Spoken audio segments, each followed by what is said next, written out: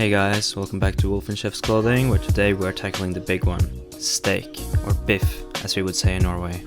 We're gonna cook the steak sous vide style, which means immersing the meat in water holding a constant temperature until it is cooked through.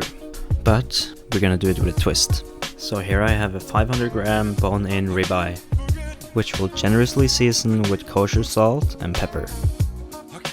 Make sure you get the whole piece of meat, rub it in to get every nook and cranny.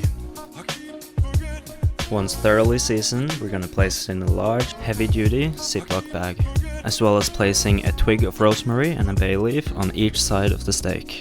And now here comes the twist. So instead of using expensive sous vide equipment, we are gonna use an Esky, also known as a cooler.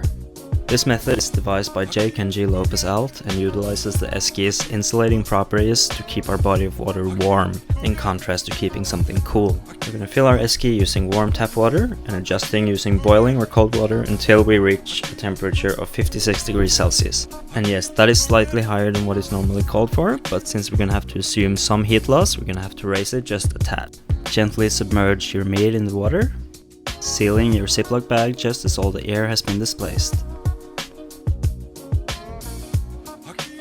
Pop the lid on and let it sit for 1 hour, although longer is okay. In the meantime, we'll get started on our potatoes.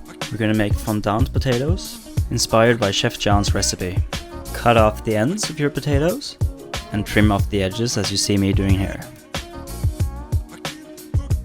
Heat up some vegetable oil in an oven-proof skillet before placing your potatoes in, being careful not to drop them as they can be quite slippery. Fan. Anyways, fry your potatoes for about 5 minutes on medium-high heat or until golden brown as you see here. Flip and toss in a solid knob of butter. Season with kosher salt and pepper. And add in 2 crushed cloves of garlic as well as a few sprigs of thyme. Once foaming subsides, there's only one more thing to do, and that is to add 1 cup of chicken stock. Chuck that in the oven at 200 degrees for 30 minutes. 1 hour later and our steak is cooked all the way through. But there is one glaring problem, as you can see. It is quite ugly. It is grey, it has no crust, so we're gonna have to fix that. The first thing we gotta do is to pat it dry to get rid of any moisture along the surface. Heat some vegetable oil over high heat and add your steak. Toss in a couple of knobs of butter, 2 cloves of garlic, and some sprigs of rosemary. Sear for 45 to 60 seconds, or just until a crust has developed, before flipping over. Next up, we'll butter baste our meat. This will further fry it, as well as infuse it with all the great flavor from our aromatics. Give the edges a quick sear as well, just to make sure you have maximum crust. Place on a cutting board and let rest for 5 minutes. If you've timed this correctly, your potatoes should be done by now, and should feel tender all the way through with a paring knife.